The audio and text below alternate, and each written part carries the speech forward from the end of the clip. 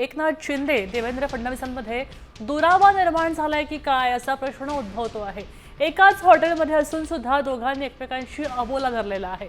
शिंदे आणि फडणवीस एकमेकांशी बोलत नाहीत अशा प्रकारचं दिसतंय। तेव्हा काही काळ खरं तर भाजप आणि शिंदे सेनेमध्ये दुरावा असल्याचं पाहायला मिळत होतं, मात्र आता या पुन्हा चर्चेची पुष्टी होताना पाहायला मिळते, कारण एकाच हॉटेलमध्ये दोघांचाही मुक्काम होता, मात्र दोघेही एकमेकांशी बोलले नाहीत कळत आहे। अधिक माहिती माधुरी सावरकर देत आहेत।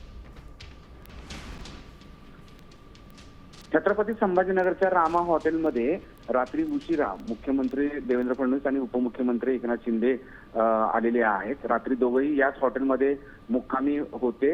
आता काही वेळापूर्वी मुख्यमंत्री देवेंद्र फडणवीस हे पैठण इथल्या सभेला निघालेले आहेत आणि थोड्याच वेळात पुन्हा उपमुख्यमंत्री एकनाथ शिंदे ही पैठणमध्ये त्यांची एक 12 वाजता ते 1च्या दरम्यान एक सभा होणार आहे, त्या सभेला ते जाणार आहे।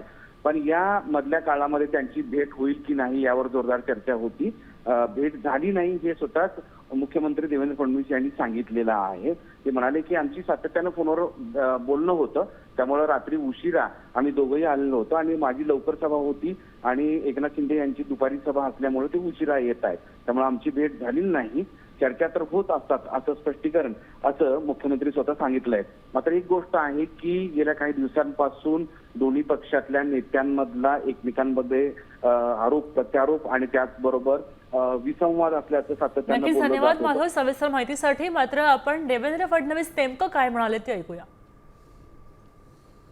मी रात्री उशिरा आलो आणि मी त्यांच्यापेक्षा लवकर चाललो आहे, कारण मी माहिती घेतली त्यांची सभा माझ्या 1 तास नंतर आहे, त्यामुळे भेट झाली नाही। उद्या होईल, त्याला काय म्हणजे शेवटी आम्ही दोघेही आता प्रचारात पूर्णपणे मग्न आहोत। फोनवर तर आमचं बोलणं रोजच होतं, त्याच्यामुळे आता भेट झाली नाही झाली तर ते तयार व्हायचे आहेत। मला लवकर निघायचं आहे, कारण माझ्या सभा लवकर ठेवल्या आहेत, यात कोणती मोठी गोष्ट आहे।